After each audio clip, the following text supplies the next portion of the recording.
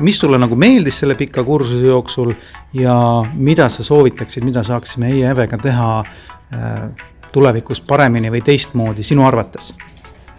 Kõige rohkem mulle meeldis see, kui põhjalik koolitus oli.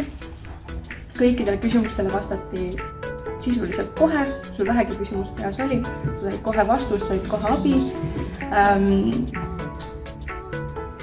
Ja võib-olla kui ma midagi muudaks selle koolituse puhul, siis lihtsalt üldist nagu järjekorda, teemade järjekorda. Aga ka see ei olnud midagi sellist, mis mind kuidagi oluliselt oleks häirinud. Võib-olla mida rohkem sa teada saad, siis võib-olla tekib see mõte, et võib-olla see oleks võinud olla mõni päev varem või mõni päev hiljem, aga muidu ma ei tunne, et midagi peaks muutma. Koolitus võiks pikem olla. Okei, niigi 2 kuud, eks ju. Mis mulle meeldis selle koolituse juures on see, et koolitajad on väga professionaalsed. Nad hoiavad kogu aeg ise ennast asjadega kursis. Vastused tulevad ülikiirelt, suhtlus on hästi-hästi mõnus.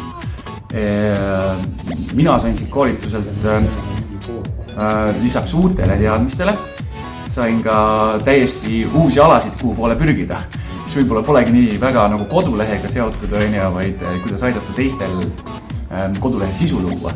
On hoopis selline teema, et just tänu Merlisele. Ja mida nagu paremini teha? Seda ma ei oskagi öelda, mida paremini teha, sest siiamaani on kõik see nagu tulnud väga hästi.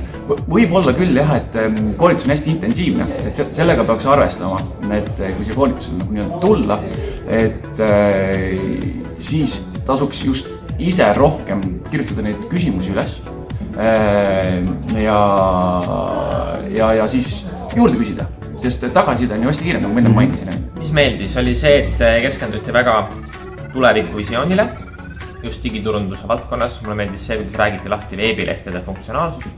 Mulle meeldis see, et räägiti, miks on pigem tähtis funktsionaalsus kui see, et on mingisugused slaiderid ja igasugused muud kummalised asjad, mis väga paljudel inimestel meeldib.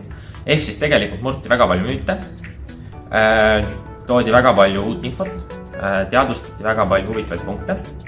Kindlasti on selle koolituse suur pluss see, et on hästi mitmekülgne, ei keskenduta mitte ainult ühele asjale, ehk siis veebilehe tegemisele, vaid kõik, mis on sellega seondub. Kõik, mis on taustaosa, kõik, mis on see, mis tegelikult inimene võiks nagu veebilehe tegemise juurde ka veel õppida, mida teada, selleks, et teha kõik edukalt, vältida igasuguseid suuri prohmakaid, mis ta tulevikus võib kätte maksta. Mis sulle raskusi valmistas? Kas oli midagi?